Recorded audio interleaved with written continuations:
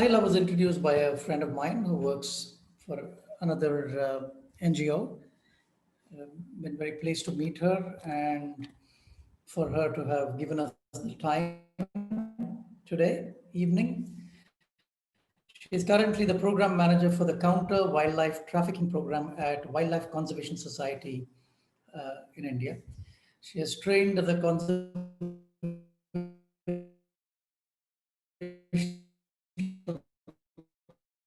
biologist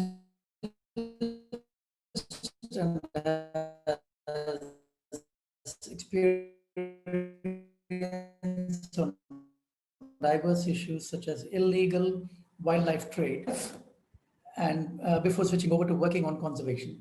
15 years ago, Amashi walked through dozens of mud puddling cerulean butterflies at Tadoba National Park, got her hooked onto wildlife. Her hobbies include bird watching, reading fiction, watching the occasional Hindi movie, and finding excuses to wander the Himalayas. I think I already share something in common with her in the sense that I come from a different background as well. I used to be a banker for many, many years before I chucked it up and got into diving. So I can totally understand her motivation and passion.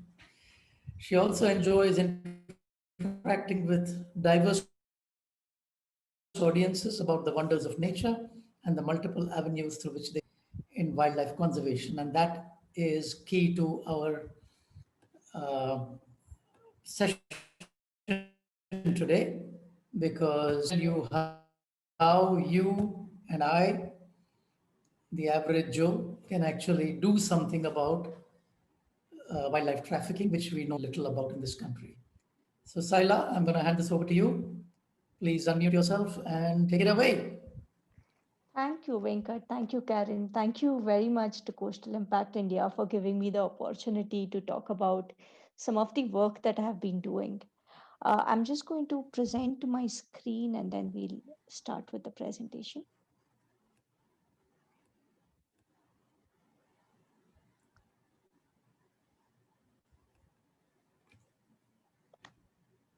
Are you able to see my screen? Yes, we are. Yes, All right, perfect. great. Good evening, everyone. My name is Sahila Kudalkar, and today I'll be talking about the why, the how, the where, the when, and the what's of illegal wildlife trade. But before I begin, I would like to tell you a small story. The story of a prolific tiger trafficker called Suraj Pal, aka Chacha.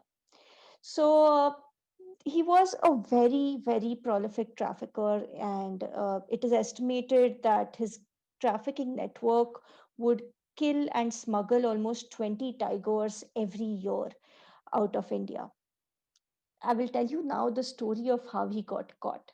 So, what happened is that around April 2013, a tiger was found dead at Melghat Tiger Reserve.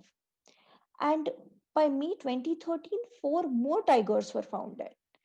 And this got the authorities very worried. They said, "What is happening? They started investigating in great depth. And eventually, what they did is that they managed to capture two poachers belonging to a local tribe, who then led them to two traders at Nagpur in Maharashtra. And what followed was a typical Bollywood car chase with the WC Wildlife Crime Control Bureau, the Forest Department, and the Delhi police hot on the trails of these two poachers who were eventually caught, the two traders, I mean, and almost 2.75 lakh rupees were uh, recovered from them, along with some 18 kilograms of tiger derivatives.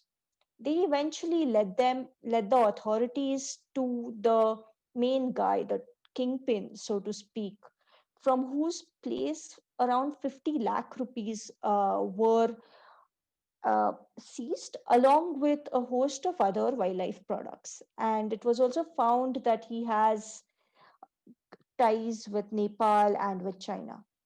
So, the reason I'm telling you the story of this Kingpin Chacha is because it's India's first conviction under the Prevention of Money Laundering Act.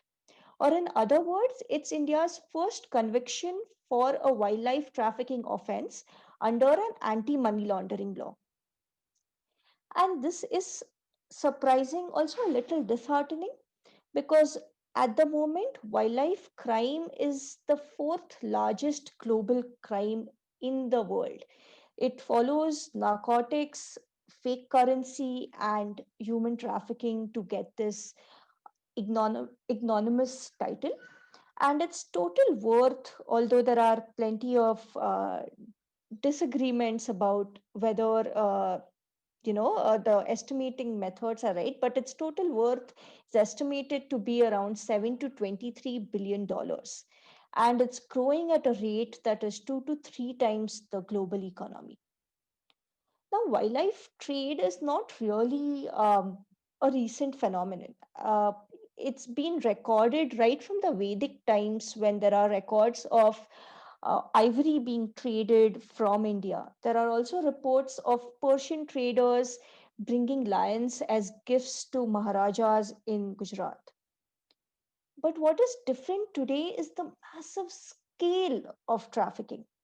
Consider this: between 2009 to 2012, within 3 years, almost 1 lakh African elephants were killed. You're all familiar with the Jungle Book, I'm sure. When the Jungle Book was written by Rudyard Kipling in 1892, there were around 1 lakh tigers in the world.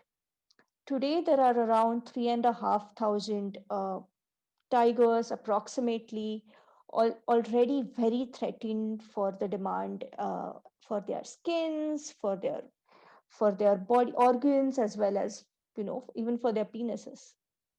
um, for those of you who don't know, this is a very shy and elusive animal called the pangolin, greatly valued for its scales, which are used very widely for traditional Chinese medicine. And in 2019, there was an estimated 128 tons of pangolins killed. 128 tons. That's almost a 200% increase from 2015. So these shy, elusive animals are fast heading towards extinction on account of wildlife trade. Of course, wildlife trade is not limited to terrestrial species alone. If you look at sharks, for example, almost 10 crore sharks are estimated to be killed annually, primarily for the trade in their fins. And this the finning of sharks is often a very cruel process, because the shark is lifted out, its fin cut, and the shark is thrown back into the waters to die a very slow, painful death. Now, if you consider the wildlife seizures that have happened over the past couple of decades, you will see that India is has had a very high number of seizures. And there are a platitude of reasons as to why this is true. Firstly, we have a wide diversity of wildlife, and we have everything from pangolins to star tortoises to elephants to tigers and leopards, all of which are in great demand in the international market. We are also very close to markets in Southeast Asia and in China, where there is a great demand for wildlife parts and products. Coupled with that, there has been an increase in affluence of the middle class in these consumer countries, which has in turn increased their buying power to access and own wildlife products and parts. Coupled with the poverty and the lack of sustainable livelihood options that we see in our own country, wildlife trade is only being fueled further. Of course, along with that, if we think about enforcement approaches to stop wildlife trade, we often think about the forest department. But what is also true is that there are a host of other agencies, right from airports authorities, customs, border security forces, such as the Seema Bal, railway authorities, all of whom are responsible for manning the borders, be they land borders or air borders or seaports. And they often have very low awareness about what is a wildlife product, whether wildlife is illegal or not. And because of this low awareness, often wildlife parts and products are sent through unnoticed. And even in those cases where there is a successful seizure of wildlife, we find that very few officers or very few offenses make it to the complaint stage, which is the prosecution stage in courts, and a minuscule amount really makes it to the conviction stage. And these problems in prosecution and conviction are because of a range of factors, starting from an understaffed uh, enforcement agency, which has a host of other job responsibilities, along with poor training and inadequate knowledge of the law. But what is important to consider is, why really is wildlife being targeted? Why do people care for wildlife? Um, So, the first potential reason, and of course, I would like to point out that the reasons differ at the consumer end and at the hunter end, and also uh, at the different points in the network, including the different traders. So, one of the common reasons that wildlife is hunted, especially as I was talking about earlier, pangolins, is for traditional medicine. The other reason, of course, is that it provides easy money with very low chances of detection. This is a great opportunity for hunters and for traders or for other criminal elements to partake in this trade. Of course, along with that, there's the exotic pet industry. So my colleague likes giving this example of, suppose I have a I have a dog, and that I will value it greatly as a pet. But if I have a tiger, the associated status, the associated feeling of importance and wealth increases significantly. So many people prefer to trade in wildlife and acquire these exotic wildlife for this purpose. Of course, there's also a demand for exotic meats, and that ranges from shark fin soup to also sea recipes made from sea cucumbers.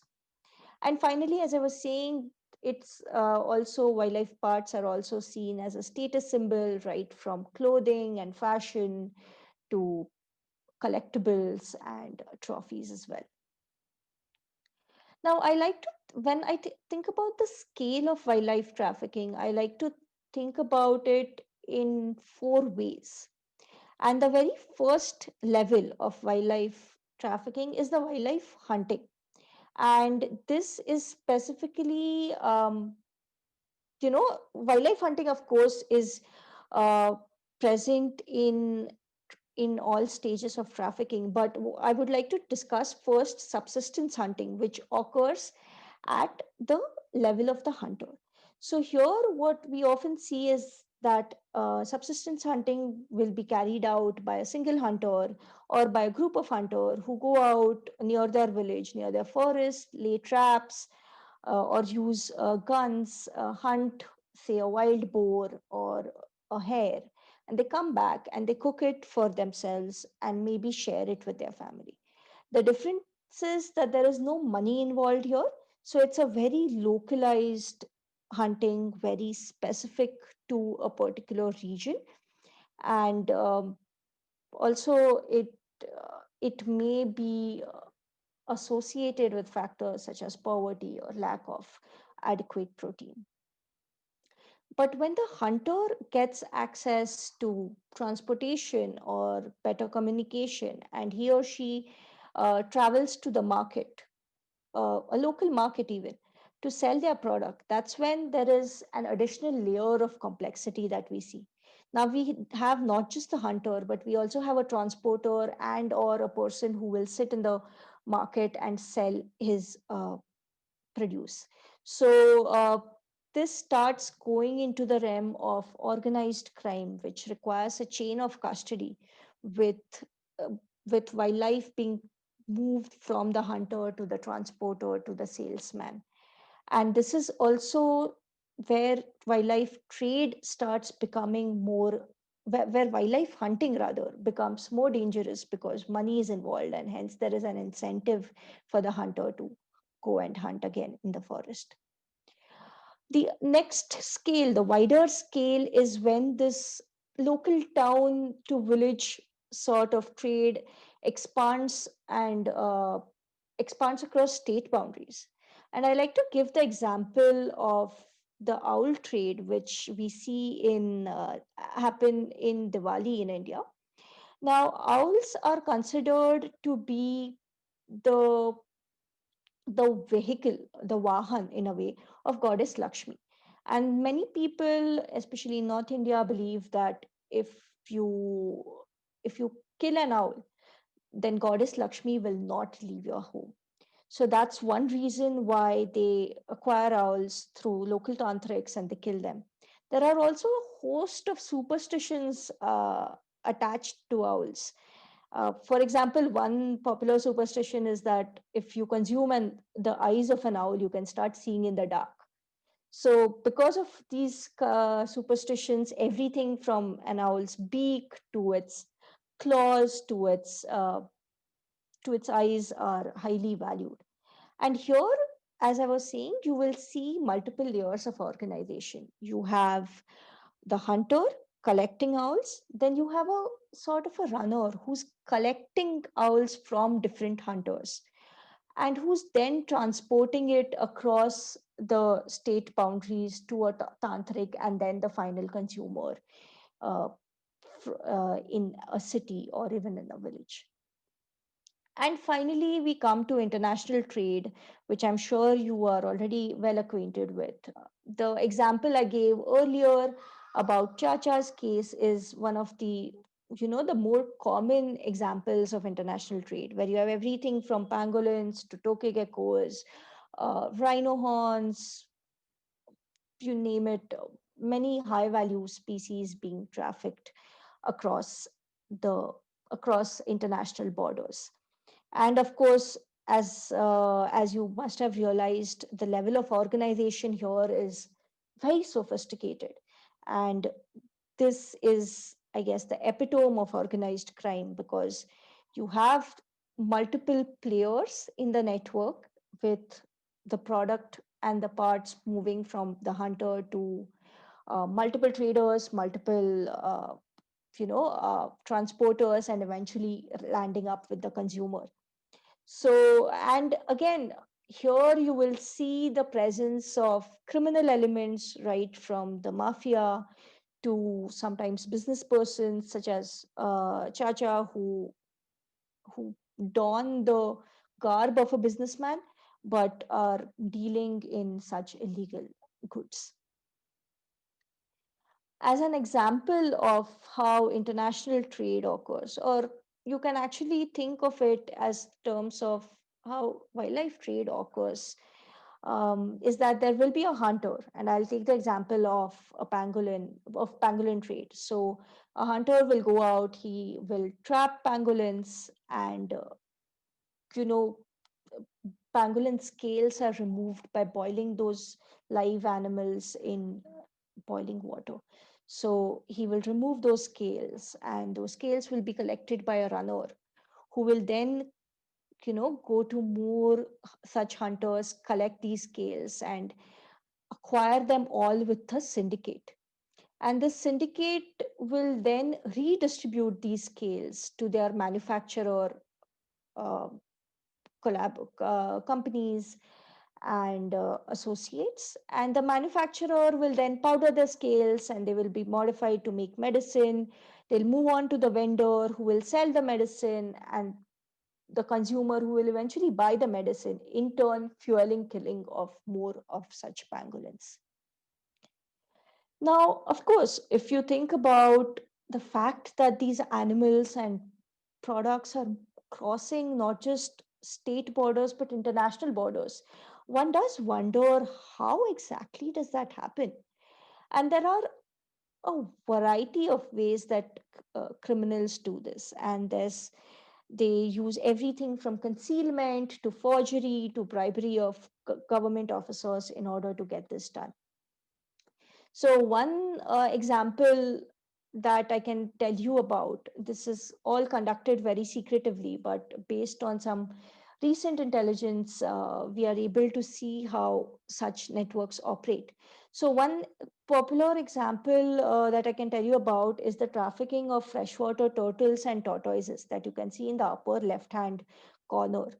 Now, these animals are collected from parts of Andhra Pradesh as well as from parts of Uttar Pradesh, and they are all collected in godowns in West Bengal.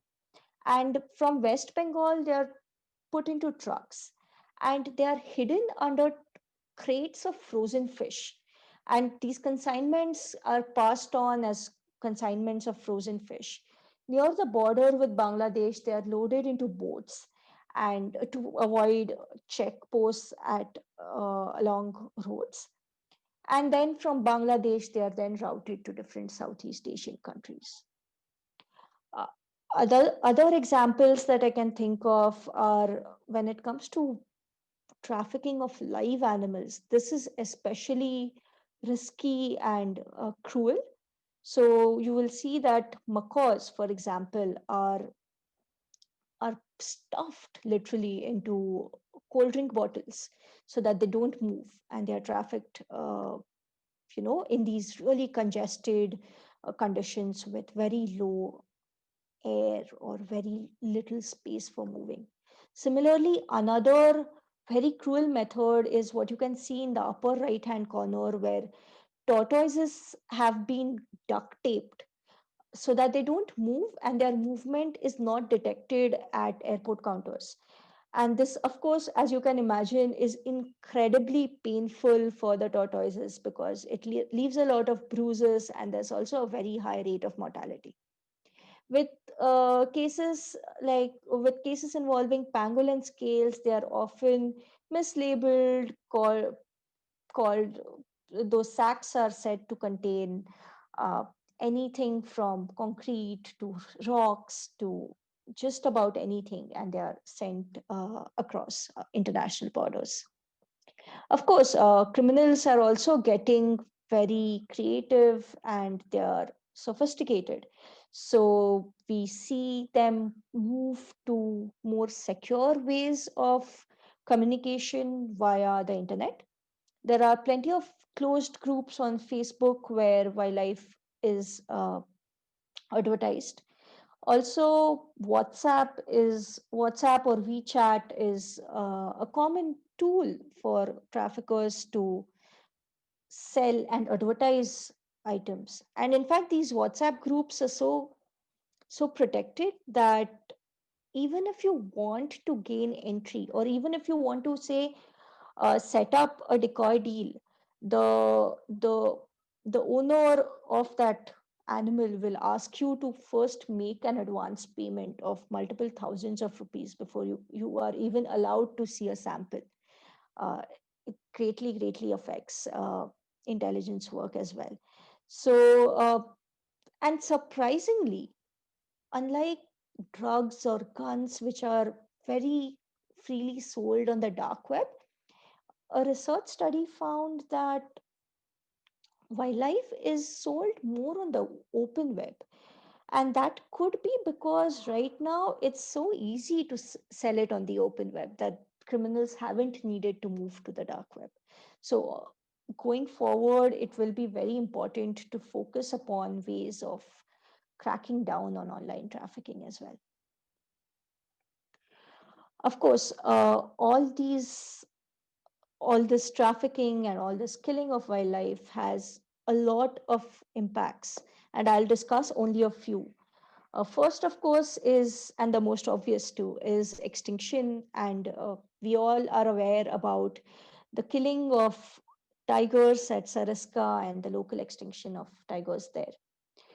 Along with that, there have been reports most notably a UN report that said that rhino trafficking and rhino killing in Kaziranga was being used to fuel insurgent groups in northeast India as well as in Bangladesh.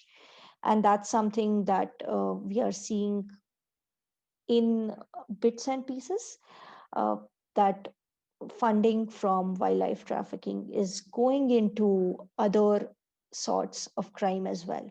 There's also been one report of how pangolin scales and drugs being trafficked across the Myanmar border. So there's, of course, it's likely that the same criminal elements are at play, but they're just dealing in what's the most profitable illegal good at the moment.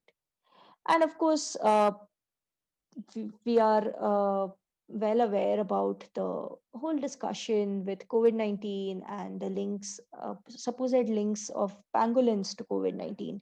But there are a host of other diseases, right from SARS, which are supposed to have come from civets, to HIV/AIDS, which likely originated from consumption of probably chimpanzees in Africa, to Ebola, and so on. So the link between increasingly emerging infectious diseases, and wildlife trade are very strong and need to be considered as a serious impact on not just one human but on the larger globe.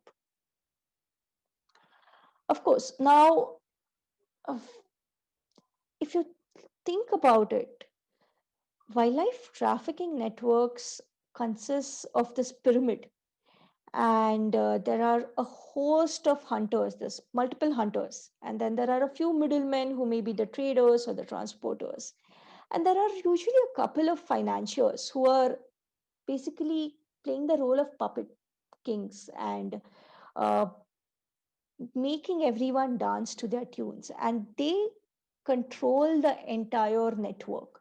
So get in order to stop wildlife trafficking, it is important to get to the financier and to basically reverse the equation of wildlife crime from being a high profit to low risk crime to a low profit and a high risk crime.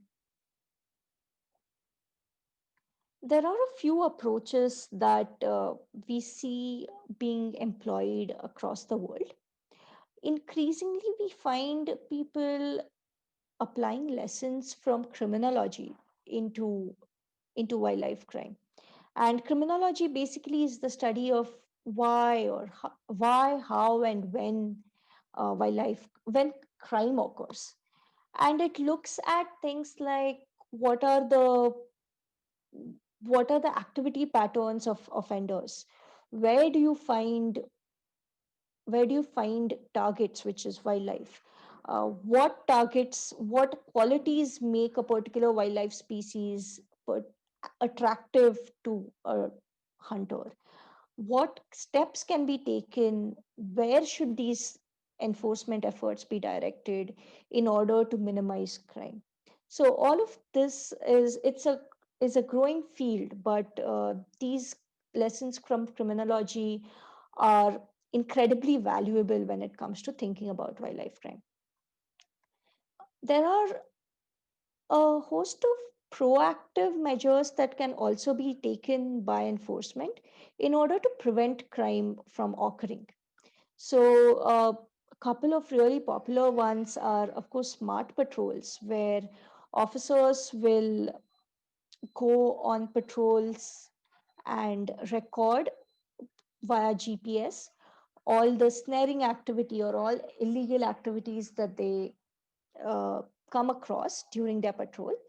And based on this data, in future, enforcement guards and forest guards will then plan where their patrol should be, what are the areas which are in highest risk of uh, getting a snare, or highest risk of some animal being hunted. Similarly, pause is another game theoretic approach, rather developed by researchers, which predicts where wildlife crime is most likely to occur. And again, it's a proactive step towards stopping wildlife crime. There's also a host of reactive steps, which is uh, which is reflected in the demands for improved legislation and stronger laws to convict wildlife traffickers the after a crime has happened. And we also see increasingly the role of science and technology into these investigative methods.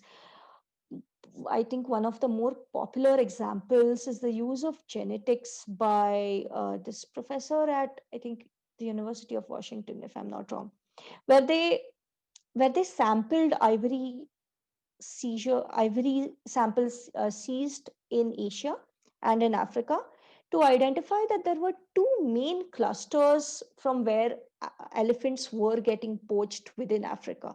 And that's where enforcement efforts were then recommended to be targeted. So, this, of course, is just one of the multiple examples in which technology is being used at the moment. Of course, merely enforcement efforts are not enough, uh, because we have to remember that at there are two ends to it, right? There's people who want money at the very in the center, but there's also the hunter who likely doesn't have adequate access to protein, or doesn't have alternate livelihoods, or probably is engaging in a retaliatory killing in response to killing of his livestock. At the other end, there is the consumer who is driven by a demand for status, a demand for wealth, and also a belief in probably traditions that lead him or her to consume wildlife. So there has been a recently much attention to the fact that communities should be involved in approaches to counter wildlife trade. And there's a great website that I would suggest you all check out. It's called People Not Poaching. And it has compiled a data bank of case studies which look at the different ways in which people are working with communities in order to reduce wildlife trade. So that's one resource I would definitely suggest you check out. But at the very base, like at the very heart of any intervention or any change that we really want to effect, comes the need to change the behavior, be it of the hunter or the trader or the consumer. And again, in literature, there are four major ways that people do that. First, of course, is education and awareness, uh, where the intervention is based on the assumption that increasing awareness and increasing technical skills will translate directly to a change in behavior. And we see that applied very commonly in enforcement trainings by multiple NGOs and even the government, where uh, you equip officers with, say, legal aspects of the current legislation, or you equip them with how to conduct investigation, how to collect evidence, how to collect forensic samples, and that is then assumed to lead to behavior change. However, of course, for those of you who have worked in the field, you would be aware that behavior change is not such an easy and straightforward process. So, other ways and other techniques that can be used is include things like building trust amongst people, and the idea behind that being that if if you start working with individuals and building those social connections, then they are likely to be more influenced to start believing and changing their behaviors. There's also social influence tactics which are used most common examples, I think, would be celebrities encouraging people to go move away from wildlife trafficking and from consuming wildlife products. So that's one way where it's hoped that following a socially influential person will lead to a change in behavior. Along with that, there are also behavioral insights or nudges, small changes that can be made, which can help set in process this whole change in behavior. However, at this point, I would like to point out that despite the multitude of processes and the multitude of techniques that people choose when they want to stop wildlife trade, there's no one solution. Often we have to apply different techniques at different levels in order to bring about actual change. So, for example, one recent study shows that i- demand reduction campaigns may be effective provided there is also an enforcement pressure to stop trafficking. So there's a combination of methods that will have to be used if we are to work against wildlife trade. Now in India, we have a very strong legislation in terms of the Wildlife Protection Act, and that makes possession, not trade as well, but even possession of a scheduled wildlife species illegal. By scheduled, I mean any wildlife species listed in the Wildlife Protection Act. So merely being in possession of a star tortoise is illegal under the law. When it comes to exotic species such as macaws or African grey parrots, for example, those are protected under provisions of the Customs Act and the DGFT, which is the Directorate General of Foreign Trade regulations. So, for if you want to say procure an exotic species, you have to go through this entire process outlined on the Wildlife Crime Control Bureau website, where you need to apply for a CITES permit, and only then can you potentially import a protected wildlife species. That is the legal part, but I know that we do come across instances of wildlife trade happening. And this happens most frequently on social media or on online platforms. So the Indian government has a link where you can report cybercrime, which is www.cybercrime.gov.in, and that will set in motion a process that will hopefully at the very least lead to a posting being taken down, if not direct action against the individual.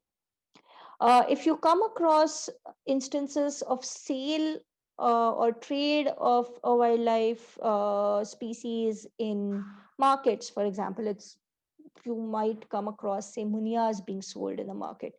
It's recommended that you report them instantly to the local forest department or the police department.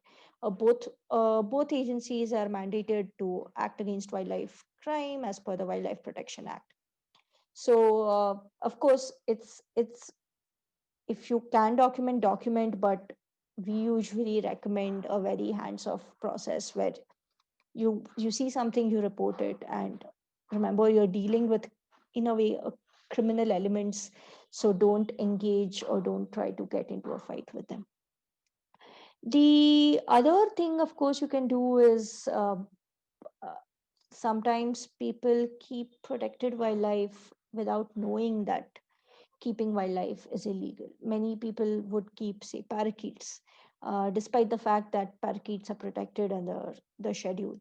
So spread the word amongst your friends and amongst your family in order to, highlight the impacts that such confinement can have on wildlife, as well as the legal implications of keeping wildlife as pets.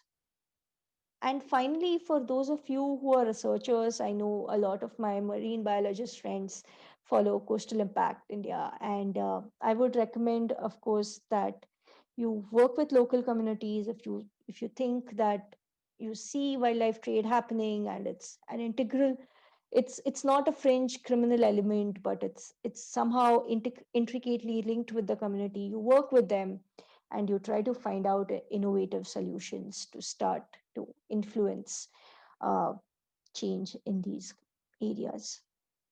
So, with that, thank you again for joining this webinar and for listening to me. I am free for any questions. Thank you. Thank you so much, Sahila. That was very, very, to say the least, disturbing. I mean, I expected that. Obviously, this is a topic which is a bit grim, and I don't know how you sleep at night, to be very honest, because obviously you care about what you do, and that is a very, very important part of this. But to be able to see these gruesome pictures and to know the inhuman ways that the traffickers are actually doing this stuff, and to be able to deal with that on a daily basis must be really difficult for you. Yeah. It is challenging, but I think it helps to focus on those tiny successes that you can impact, be it the seizure of a live pangolin, for example. That is always great news. If we can save an animal while it is being trafficked live, I think that Oh, yeah. I know that exactly gives what you us mean, joy. because for me, for example, if I'm freeing a fish from a ghost net, Hmm. which is dying for absolutely no reason whatsoever, Hmm.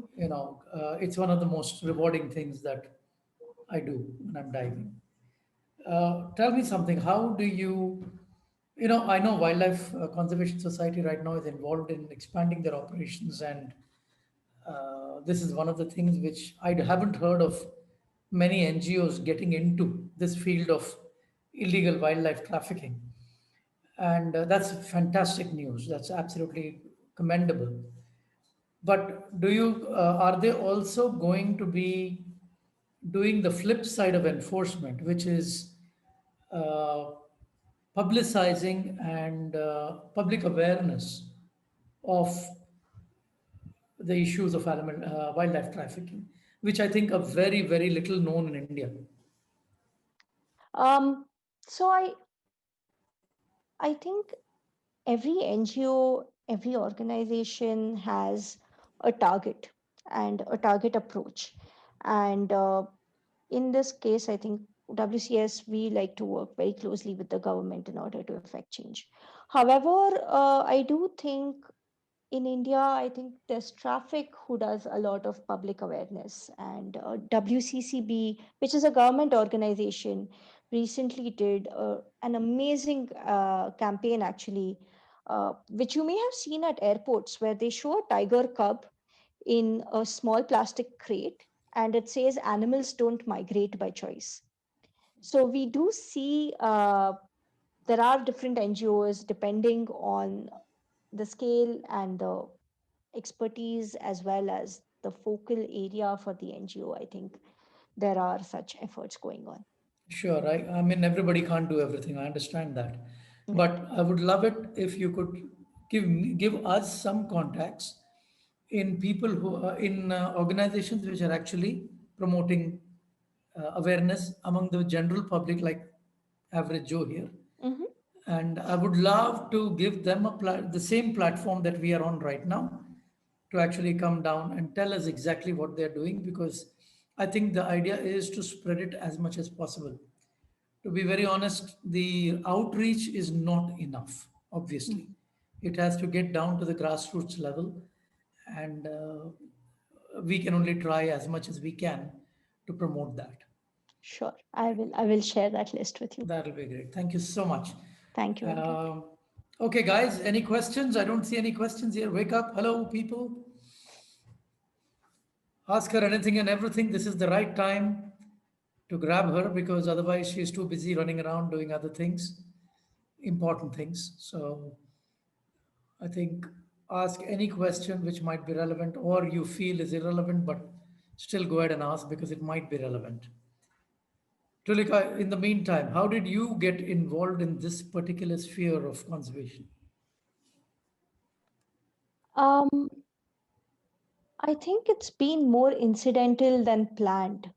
Honestly, I I I was doing my master's in conservation biology in 2012 when I heard about the Amur Falcon campaign that was happening in Nagaland. And as part of, a recce for my master's thesis, I visited Nagaland. And there I documented the hunting the extent of wildlife hunting that was prevalent, is still prevalent actually, across the state. And I was fascinated by it because till then I had just been focusing on wildlife, but then here was the other like the biggest stakeholder, the local community, which was intricately linked with nature, whose culture was intricately linked with wildlife and certain customs. So that's when I started getting interested in hunting. And initially, my focus was on traditional hunting, but it eventually broadened out to look at wildlife trade as well. So that's how I went from, a focus on hunting to looking at illegal trade. Excellent. I think that's an incredible transition that you've done from an engineer to a conservationist, and particularly in a field which is not very well known or understood in India. And that's amazing. Hats off to you. Thank you. I don't see any more questions here, but I'm sure there are lots which will be asked later. So we have recorded this and we will put it on YouTube very soon after we edit it. And also, you are live on Facebook, so there are a lot more people actually watching this, and I'm sure you'll get a lot of feedback on this eventually. Yeah. So thank you Thank you. so much for being here and for giving us the time. Really appreciate it. And I certainly hope we can work together, perhaps even in the field of shark finning, which is a huge problem, as we all know. I did do a survey for sharks in Netrani in Karnataka and also in Malvan in Maharashtra for Global Finprint, which was funded by Vulcan. I think you know them. They are funded by Paul Allen, the late Paul Allen, who was an ex Microsoft partner. So, unfortunately, it didn't yield any footage of sharks. But as they rightly said, that almost, I think, in 60% of the places that they did this program, the survey, they found no evidence of sharks, even though sharks were reported in those waters. Mm. So it's great to know that WCS is actually setting up several field offices on the East Coast. And in fact, we have, as I told you, we have a MOU with WCS, and we are hoping to go particularly from Vishakhapatnam, which is known to have a lot of sharks and manta rays catches. So hopefully we'll try and stem that at the root. Yeah. That's great to know. We have a question. Anita is asking, do the animals taped, example tortoises, survive the end of the trip as the poachers aim for? There's a there's a very high mortality rate, Anita. So you do have some animals surviving. You have a lot of other risks as well. You have weak animals. You have higher risk of disease transmission in addition to mortality that happens. So some do because, of course, they eventually enter the trade, but many die along the way. What is your personal feel about where it's heading now? Do you see any improvement in convictions, reduction in trafficking, or is it the other way around? So I don't think there's been a significant increase in conviction. But I do think Indian law has great opportunities. I was talking about the Prevention of Money Laundering Act, for example, where the Enforcement Directorate can register a case of money laundering against a wildlife trafficker. This essentially means that the Mhm. agency can seize all assets and basically bring bring a trafficking network to its knees. So, so in addition to the Wildlife Protection Act, we have excellent legislation.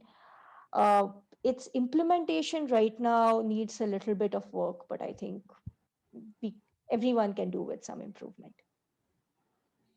Of course, that's encouraging news because the Money Laundering Act is more kind of broad in its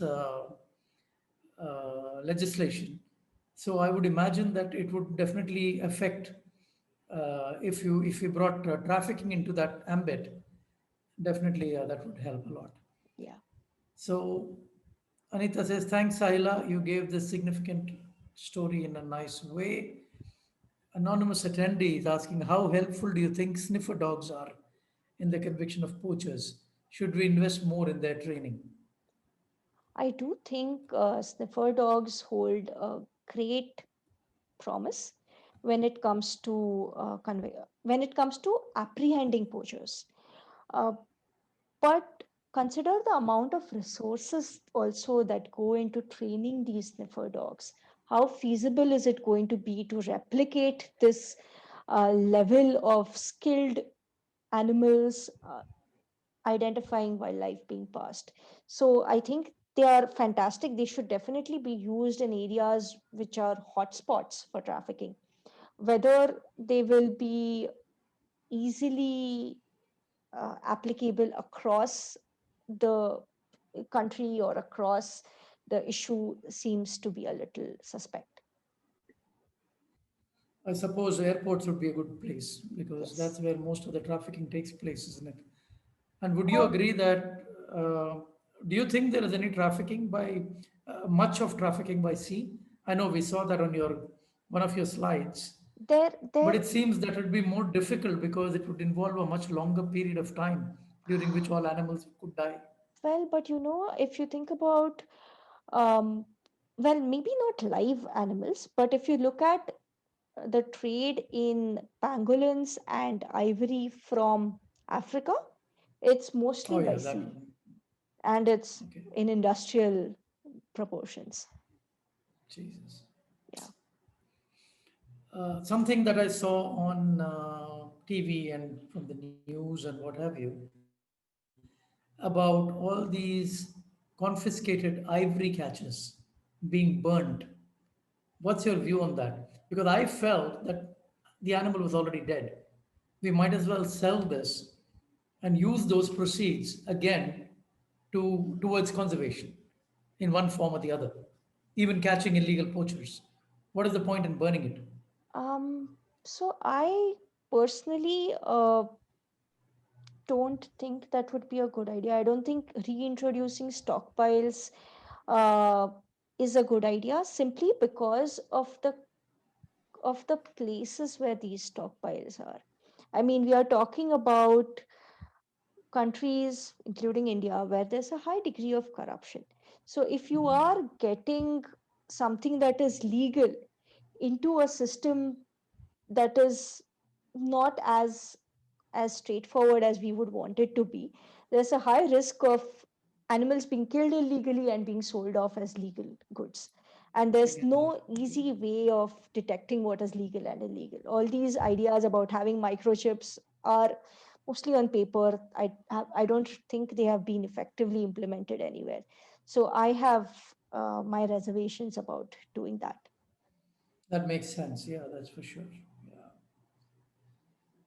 All right. We don't have any other questions at the moment, so I think we'll Venkat, wrap up. Yes. there's a question in the chat window from Andrea D'Souza. Says, would like to know of any website document to access legalities associated with wildlife trade. Andrea, there's a bunch of documents.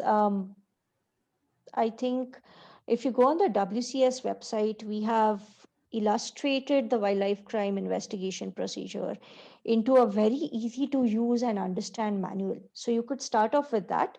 But there are also fantastic documents by different NGOs like Traffic and as well as I think UNODC on wildlife on the specific legalities associated with wildlife trade. However, if you have specific questions, you can always get in touch with me. Uh, we also have a legal team at WCS, which is headed by my colleague Mridula Vijay Raghavan. So you could also get in touch directly with her in case you want to learn something or Can I want request more you to information. now type in your email ID as well as the website of WCS, please, in the chat window? Thanks. And let me check the WCS website. Give me a minute. Sure.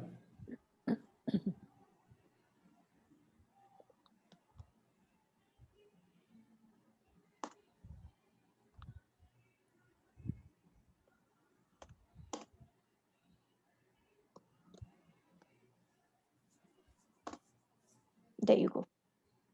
Brilliant. That's great. So that's a great resource for everybody to start from. And if you need more specific links, I'm sure Sahila would be happy to share that at a future date whenever you want to maybe email her. Great. That's fantastic, Sahila. Thank you so much. And hats off to you for choosing a field which is really, really tough to deal with, not only physically, but mentally as well. I think it's a great job you're doing. And I'm sure with the expanding program of WCS, I believe you have 30 people in your group now, in your team. That's fantastic. That's great news. So I'm sure that'll put a definite big dent into the wildlife trafficking, at least originating from India. Yeah. All the best to you and your team, and look forward to collaborating in whichever way we can to help with that. Okay. Thank you so much. Great. Thank you. Bye Bye. bye. Take care. Bye. We'll stay in Bye. touch. Bye bye. Thank you.